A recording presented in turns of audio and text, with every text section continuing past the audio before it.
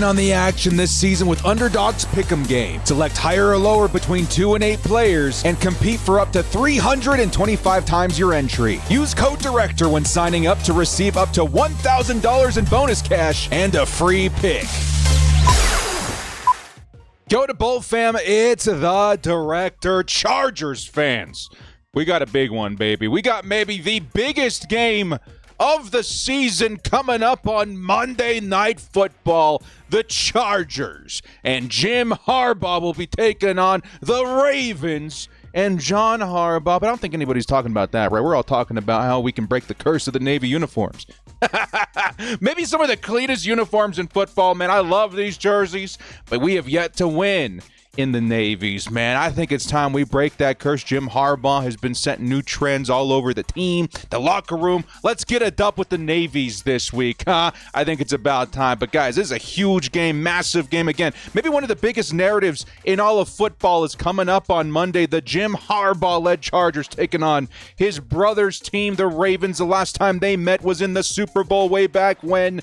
Of course, John Harbaugh being victorious in that situation. Can the Chargers and Jim Harbaugh come back here and put a new stamp of dominance in the AFC? I think, man, it's definitely possible. It's going to be a very big narrative that everybody's going to be following this week. Beyond that, there's so much happening throughout the roster and the front office and everything revolving around the connections between the Chargers and the Ravens.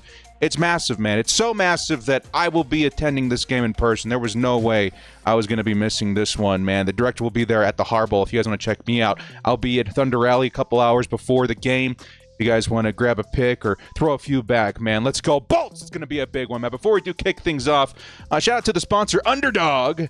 Use code DIRECTOR to receive up to $1,000 in bonus cash. Newcomers take advantage of the Matt Stafford special for this weekend. It's a great way to support my platform and have some fun along the way. Before we do kick things off, hit us up with a like and sub if you do enjoy this Chargers content. Small amount of time you guys take to hit the like, sub, and bell notification. Helps me out a lot.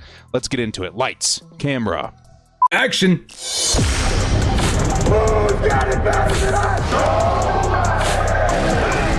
Into the end zone, Charger fans are witnesses to history.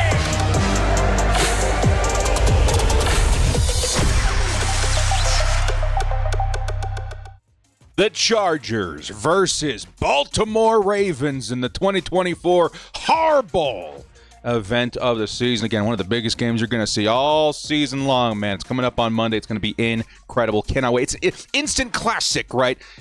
In the making right there. Before we do jump into the ins and outs of this game, some of the talking points that I have prepared. We need to see who's playing in this one. Again, a bit of a sketchy one. Waited until Saturday to put this one out just to try and get a little bit more in terms of what the injury situation is looking like. But right now, a lot of kind of up in the airs, right? And it feels like for a majority of a lot of these players, you're going to see some of the big boys on both sides take the field. For instance, the Chargers, J.K. Dobbins, that's a pretty big narrative coming into this one. Did not practice due to rest. It's something that has been a consistency throughout his season here. A.J. Finley's going to be maybe missing the game. You got Denzel Perryman, who's a possible miss this game, which would definitely be a big one. But outside of that, lots of limited practices. Feels like a very... playing it safe kind of thing that Jim Harbaugh has been doing all season long. And a lot of these guys are really hoping to see out there for a majority of this game. Like Joey Bosa, who's been playing on a snap count for the most part the last couple of weeks. Would like to see more of him this week, as we are going to need him versus Lamar Jackson. We need consistent pressure. Bud Dupree, again, limited practice. Hope we see a majority of him this week in terms of, how much work he gets. You got... limited practices for Derwin James, Hayden Hurst. A lot of it does feel like, extra precautionary, right, to make sure your superstars are ready to go in one of the biggest matchups you're going to see this season. Not just in terms of narrative, but in terms of playoffs. The Chargers out here taking down the Ravens would be a huge, huge help to making the postseason, climbing the seeding in terms of where they would rank in the AFC. Of course, the Ravens have been a consistent threat for very many years now. This would be a statement win. This would be a huge win in terms of their playoff chances, and one that carries a lot of positive and negative consequences going forward. As for the Ravens, you got some names on here to pay attention to, right? Mostly full practices. So you're going to see a majority of these guys probably play. Kyle Hamilton, Nelson Aguilar for what it's worth. Owe. The big guys to keep an eye out for, though, Rashad Bateman might end up missing. He did not practice on Friday. Probably the biggest one on this list, right? Outside, because you got guys like, Travis Jones, which is interesting. You got Kane, is it Kane? You got Mullet. But the big one I want you guys to pay attention to is probably this one right here. Oh, Roquan Smith, two of them. Roquan Smith not practicing due to a hamstring is pretty massive. That's one of their best defensive players on their roster. For him to miss this game would be pretty huge. And then the other one on the offensive side of the football, I don't know what's going on with Tyler Linderbaum, but he's one of the best centers in football as well. If he were to miss time, it would make running the ball just a little bit more difficult, but they've got Derrick Henry who can make up for it. The biggest reason, though, is that they're also having some issues here with Nick Samick, I think is how you say it, their backup center. Just some things to fall around here. But either way, I would say a mostly healthy team for both sides of the football this week, which should lead to our first topic here on the video. A very, very big one, man. Again, for a very big game. This first segment called Recipe for a Classic. Okay, this has classic written all over it. As in terms of like, there's going to be games we walk away from every year where it's like, wow, man, the Chargers, this and that, whether it's a loss or win or whatever, like, great game.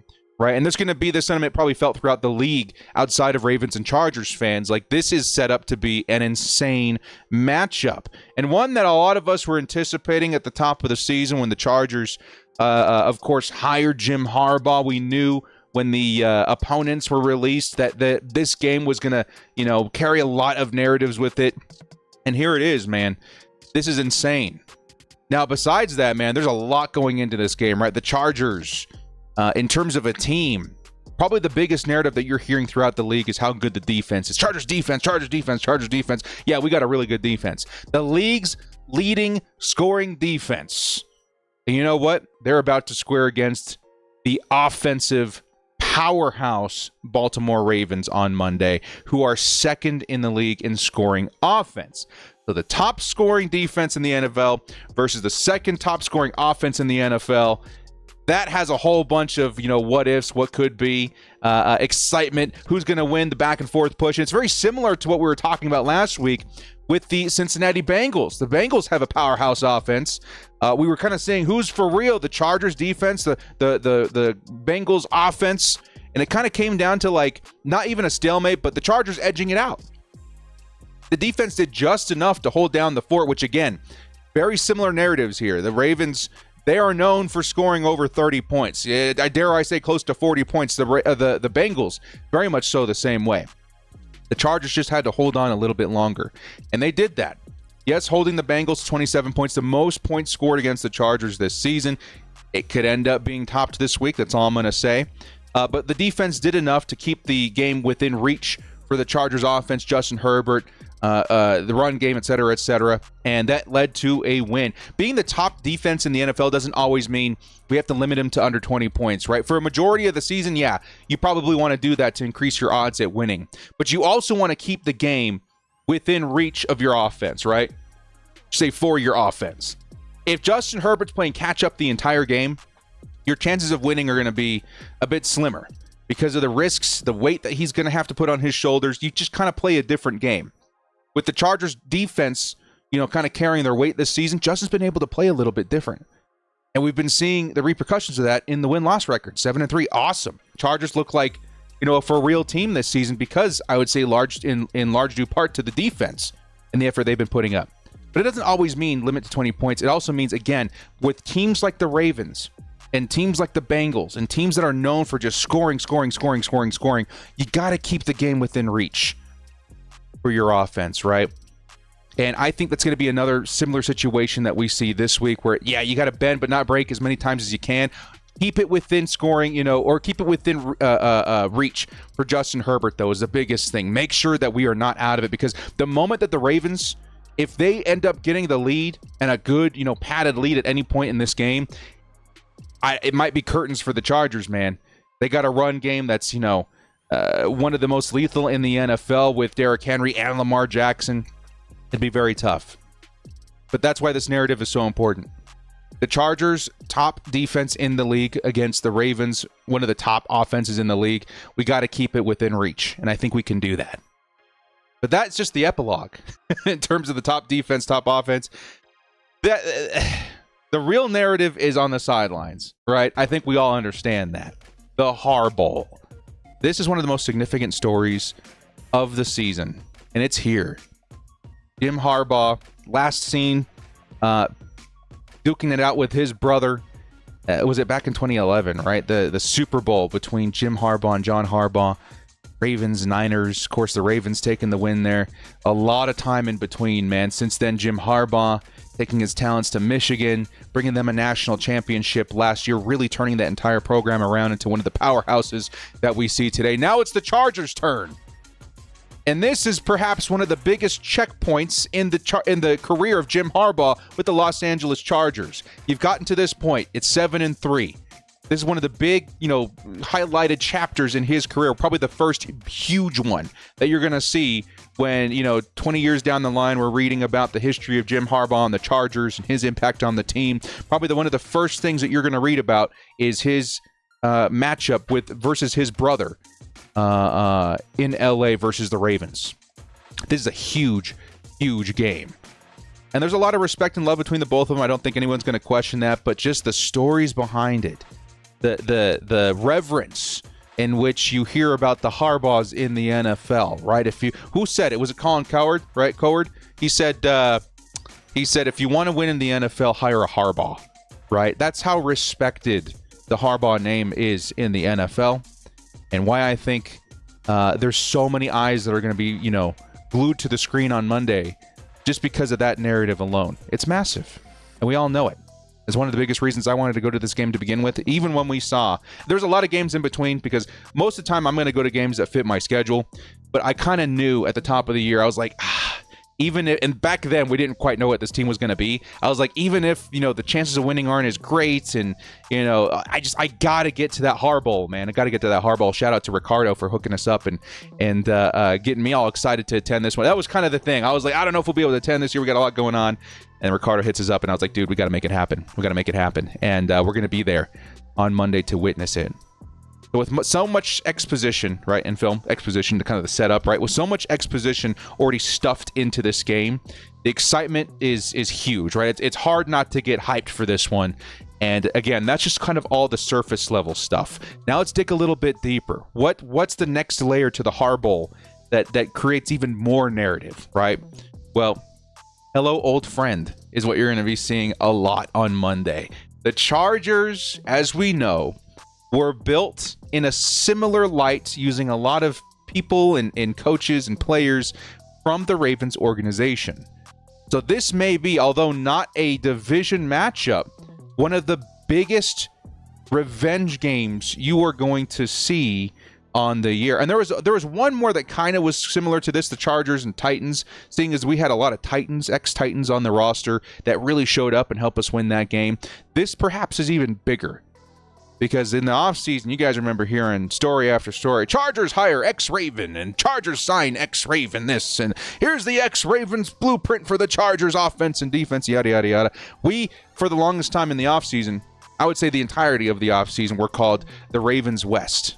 Right, you guys remember that in social media. The Chargers are the Ravens West, because we were built from so many pieces of the Baltimore Ravens, and it's pretty big. It prints a huge, huge narrative for revenge game all over the team, not even just the roster. Because at the top, you've got GM Joe Ortiz, who, by the way, is off to an enormously successful start to his career. This draft class is looking amazing for his first crack at it. The free agents have just been hit after hit after hit, right? It's just been awesome. He's, of course, from the Ravens organization.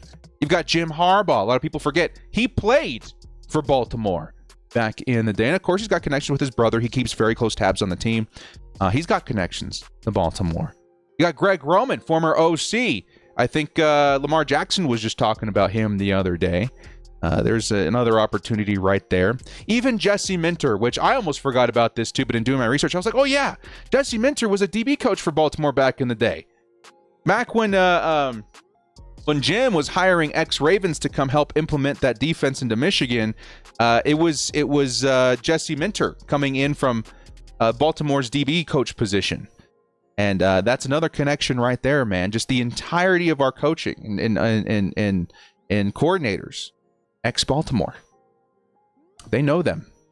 And they definitely are ready to prove that we're getting ready to step into that role in the AFC of being that new threat. And there's a slew of other guys too, by the way, man. Chad Alexander, there's Corey, is it Krowick, right? There's a whole lot of guys that make up the entirety of the front office for the Chargers. A lot of them. I'm telling you guys, there's probably like 10, 12, maybe more staff members that have come in from the Ravens organization. It's huge. This is a really, really big game for all these ex-Ravens personnel.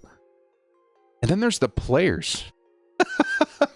We're showing you guys a photo here. Like this is also a big narrative for these guys. There's a lot of them too. I would say mainly on offense, but there's a lot of them. You got running backs, of course, J.K. Dobbins, Gus Edwards. They were, for lack of a better term, cast aside for the idea of Derrick Henry and Lamar Jackson, which of course has been a smashing success for them. I don't think they're regretting that at all. But the Chargers really took this pair of running backs and created something special. You know, the first year in very many years where the Chargers have a good run game comes behind a pair of ex-Raven running backs, which is pretty awesome. You got tight end Hayden Hurst, who was drafted by the Ravens back in 2018. Of course, he's not been the biggest impact player this year, but he may be in, the mood for a revenge sort of performance this week. You got Bradley Bozeman, who a lot of people are like, oh, he's the Panther. Well, before that, he was a Raven. I think he was actually drafted the same year. Maybe signed. I don't remember if he was a unsigned free agent, but or undrafted free agent. But he was a Raven back in 2018 as well for a few seasons. You got Tony Jefferson, one of the greatest Ravens of all time. I don't know if he'll be suiting up this game, but he's on the roster. A couple other guys, in terms of depth too. You got Sam Mustafa. You got Eric Tomlinson. Is he even still here? There's a lot of ex-Ravens on the roster. The big ones probably being those big four of them on offense, though. It's a revenge game situation, a revenge game opportunity for these guys, and I think we're going to see a little something from that entire unit. But that aside, all of the narratives, everything building up to this game, the story, the recipe for a classic, everything, it's all very exciting. I think it all comes down to a couple different elements in this game, though. Quarterback's going to be absolutely massive for both sides. Now, on the Chargers side, Justin Herbert has been on a heater this season. I should say since the bye week. Because if you look at the first 3-4 games of the year, before the bye week in week 5, Herbert did not look like himself. He looked like a shell of his former self. He, of course, was playing hurt, not passing the football a lot. The new offense looked very shaky.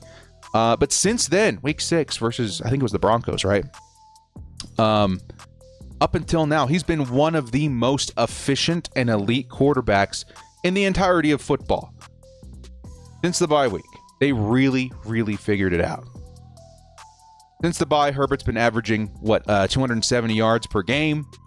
And that is definitely going to look different against porous secondaries, right? We've gone against some pretty good defenses this year in terms of secondary. Like, even bad teams, the Tennessee Titans, as bad as they are, they got one of the best secondaries in football. You know what I mean? But when Herbert's going up against, let's say, a more porous secondary, just a secondary that does give up a lot more yards, he's gone nuclear, right? He posted, 300 yards versus the Bengals, 350 yards versus the Cardinals.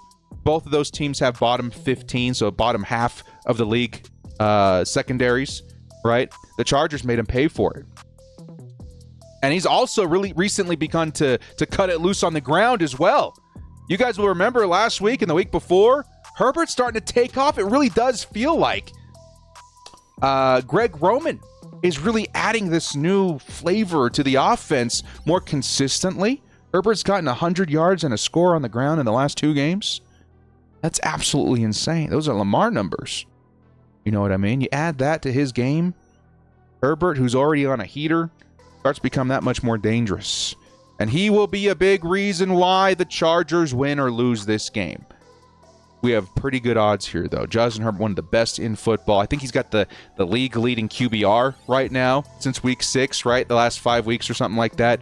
He's been among the best quarterbacks in the entirety of football since that bye week. And we're going to need him this week. Because on the other side, the Ravens also have themselves a fantastic quarterback in Lamar Jackson. We have to acknowledge the brilliant season Lamar is having this year, man. He looks absolutely insane. And this is probably the biggest narrative outside of the coaches that you're going to see on the field this Monday is Justin Herbert versus Lamar Jackson. These guys are both top shelf, league leading, as lethal of an opponent as you're going to find in football. And Lamar is off to just, again, one of his best starts. This is an MVP kind of season for him. And recently, Justin Herbert as well. But for Lamar, he's regularly posting 300-plus yard scrimmage days. Yes, maybe not as many passing in terms of 300 yards, but then you take a look at his rushing yards, and man, yeah, he's hitting over 300 for a majority of them. This is the second best offense in football behind the Lions, right? He's thrown for, oh my God, I can't even believe I'm reading this, 15 touchdowns in the last 5 games, which is absurd. He's reached a staggering 2,800 yards, 25 touchdowns to just 3 interceptions so far this year through the air. That's absolutely insane. And you can tack on another 580 yards and 2 scores on the ground, putting his total scrimmage yards to what, like 3,300 through week 12 now. It's absurd. He's amazing. And the Chargers, who have one of the best defenses in football, they're going to have their work cut out for him this week. Lamar Jackson's for real. Lamar Jackson is one of the best quarterbacks in football right now. And it's going to be one of the biggest tests of the year and one of the biggest narratives of the year, one of the biggest environments of the year in Monday Night Football. This is one of those games, man, where it's going to be crazy. And Lamar, yeah, he's looking unstoppable. It's going to be a shootout. It really is. I think, again, a part of this recipe for success is it is going to be a shootout.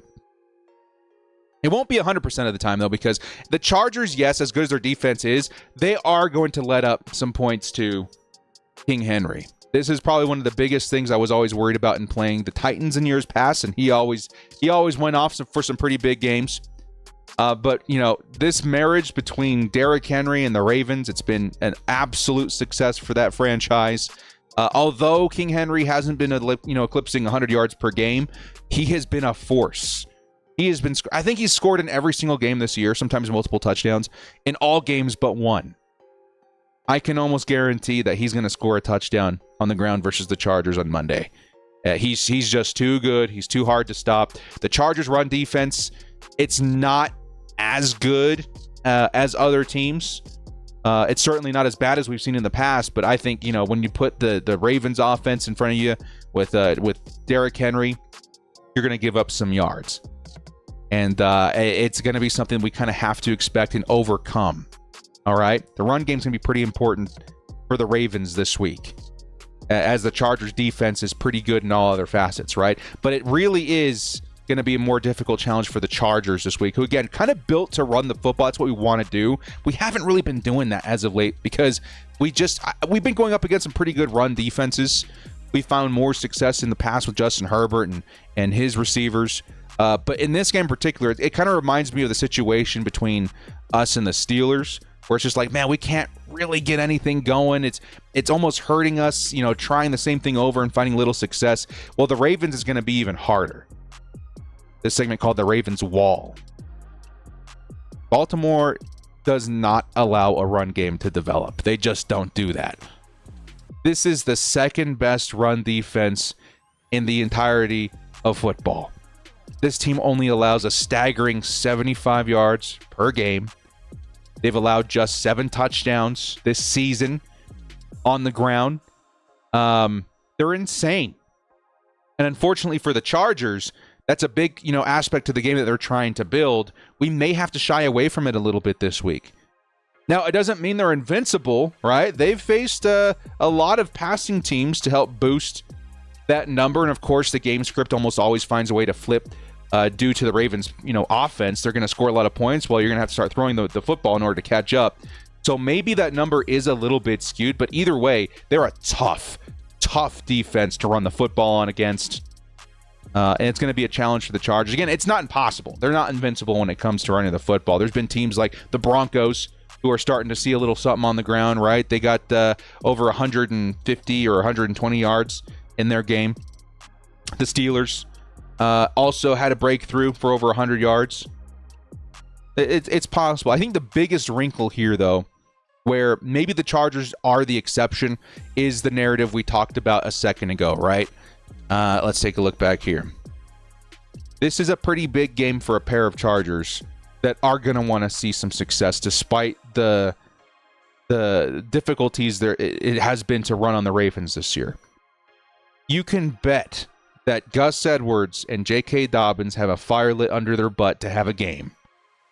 And even though it's going to be one of the toughest games they see all year, one of the toughest opponents, the toughest opponent they're going to see, in terms of the run defense this year, this is just a different situation.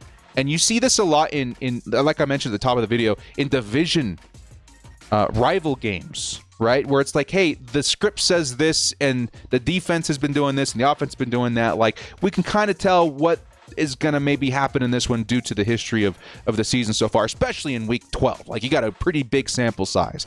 But then you throw a division rival into the mix and it's like, well, now we don't know anything because there's just so much, understanding between you and your opponent, right? There's a different angle that you can take to this game that you wouldn't otherwise.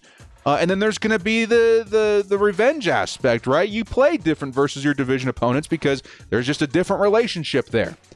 Apply all of that to the Chargers and Ravens, and especially J.K. Dobbins and Gus Edwards. It's going to be a tough one. Again, I would say more likely than not, it's going to be difficult for the Chargers to get any head of steam going in terms of the run. But I would not, in the very least, be shocked if J.K. and Gus had a pretty decent day because of the narratives, because of the history, because, again, they were cast aside by this team last year. The Chargers gave them a second shot. They've been really running with it. They've been awesome this season. I mean, this is probably the biggest stage, the biggest opportunity, for an I told you so and a revenge narrative to unfold here. So don't write them off. It's going to be difficult, but don't write them off. Perhaps the biggest thing, though, that we need to talk about in this video, that the Chargers need to focus on, that the fans need to realize, that the team needs to attack, is what I'm going to call in this segment a Death Star exhaust port sized weakness. And you guys, of course, know I'm a big Star Wars fan.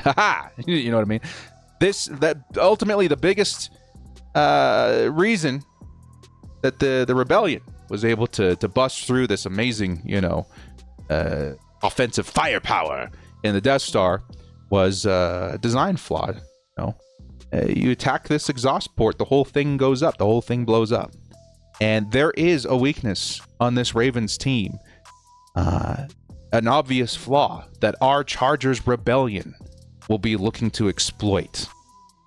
The passing defense of the Baltimore Ravens is absolutely putrid. Now, they do have Kyle Hamilton back. I think he was missing some games, and there's some other aspects behind the scenes. Jamar Chase has been going crazy on him. But that is the one angle that I think the Chargers really need to attack this game. This has to be the game plan coming in. This team allows the most yards per game by a pretty big margin. Right, they're pushing 300 yards. I think it's something like 280, 290 yards, something like that, per game through the air. The last time Justin Herbert faced a defense like that, and again, this was maybe like the 12th or 13th ranked passing defense was the Cardinals, and he put up 350 yards. Again, I think they're ranked maybe even one or two lower was the Bengals. Right, I think they're ranked like 12 or something like that. Justin Herbert put up 300 yards, multiple touchdowns. This is the angle you got to take down the Ravens this week. You have to attack that secondary. Try and get the run game going, sure. You want Gus and JK to have their day versus their former team, yes. But this is the angle you take. This is putting the game on the shoulders of a Justin Herbert who is so hot right now. With some receivers that have really been turning a corner in Ladd McConkey and Quentin Johnston. Both of those guys, you can see the trust, so obviously formed between them and Justin Herbert now. It's really becoming effective. Herbert's still, spreading it around to whoever's open. You've seen Will Dissly get involved a lot.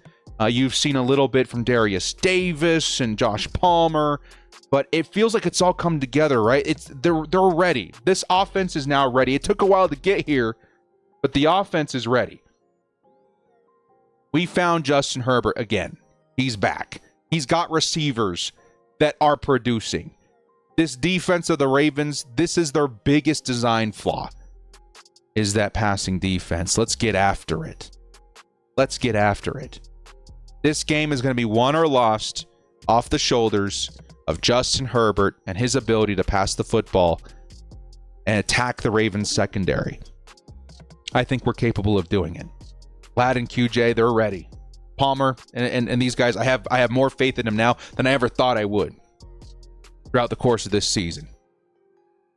Attack that defense. And yes, the game could very well come down to that. Who's the better quarterback team? Who's the better offensive team? It could come down to that. The Ravens at that point probably win if you just weigh them on their offenses, right? That offense is insane. But we also have to weigh this team as a whole. Difference in the defense. This could also be a pretty big staggering part to whether or not the Chargers win this game. And again, it's probably equal shares here, right? The ability for Justin Herbert and the offense to keep up with the Ravens is massive. You have got to put up points, and you've got to not waste opportunities via turnovers or good field position or whatever. You have to put up points as often as possible. But the difference that could really tilt to that in Justin Herbert's favor and the Chargers' favor is the defenses. The Chargers do have one advantage here that the Ravens need to watch out for. We do have a defense that is very well-rounded. Sure, the Ravens' defense versus the run is awesome. It's a league-leading defense. It's going to be tough for the Chargers to run the football. But that passing defense is so bad, that is an obvious and successful route that we can probably take to take this team down. The Ravens don't have that versus our defense. We're very good versus the run. We're pretty elite in terms of pass and scoring, right? We are the best in terms of scoring. And that difference in defense could be just enough, right, to push us over the edge. And again, it's almost that contrast that we were talking about at the top of the video where the Ravens, they have the edge, I would say, offensively. They've just been a powerhouse. They've been scoring crazy points every single game. That gives them an edge on offense. But the Chargers have that edge on defense where, yeah, we don't have that huge weakness like the Ravens do. We're very well-rounded. It's hard to score on us, right? What's going to happen? We'll have to wait and see. The unstoppable force meeting the immovable object. Here we go again, Bull fam. It's going to be nuts. Going to be a weight shouldered by the entire team, but I really do think it comes down to your ability to quarterback and your ability to slow down Lamar Jackson. I think we got the guys to do it. All right? In the end, I'm going to say this, guys, bolt up no matter what. This game's going to be tough. If I'm being completely transparent with you guys, I would say that the Chargers, in my opinion, have like a 50% chance of winning this game. It's one of the toughest you're going to see on paper all season long. Yes, I even put it up next to games like the Chargers at Chiefs in Kansas City. Like, this is going to be a tough game for the Bolts. But no matter what, I think we have a classic on our hands. I think this has the recipe for all the best things that make football the thing that all of us enjoy so obsessively, right? It has all the makings to be one of the most unforgettable games in Chargers history. I really hope that we come out on top to help us all better remember it for the remainder of our days, because this could be one of those games, dude. The first season of Jim Harbaugh versus John Harbaugh. The Ravens, the Chargers, the ex-Ravens on the roster, Joe Ortiz, Roman, Minter, Herbert coming into his own, MVP race. It's all there, man. It's all there. So for my prediction, my score prediction of the HarBowl 2024, I got the Chargers at 34, Ravens 30. High scoring game, probably the highest scoring game of the season for both sides. I think this is the most points the Chargers put up all year. I think this is the most points are scored against the Chargers this year. But I have the Chargers just edging them out 34-30. It could go either way, man. It could go either way. I'm not missing it, though. I want to be there. I want to be part of this history. I want to to be able to share this memory with my kids and really feel like I'm as present as possible for the Jim Harbaugh era. And even everybody at home, you know, watching, shouting, and rooting for this team. Just root extra hard this Monday, man. Just feel extra hard this Monday. Bolt up extra hard this Monday, because this could be an instant Chargers classic in the making that all of us talk about in our fandom for the rest of our days. Well, guys, thank you so much for joining me. This has been The Director. If you like what you saw here, hit us up with a like and sub on the way out. We'll see you at the game. I'll be wearing a Director jersey. It'll have my name on the back. You guys want to catch me in Thunder Rally? Me and my wife are usually there about 3 hours before kickoff, and it'll be a good time, man. It'll be a very good time. Thank you guys for joining me. We'll see you there. As always, bolt up, stay frosty. Shout out to Ricardo. We'll see you on Monday.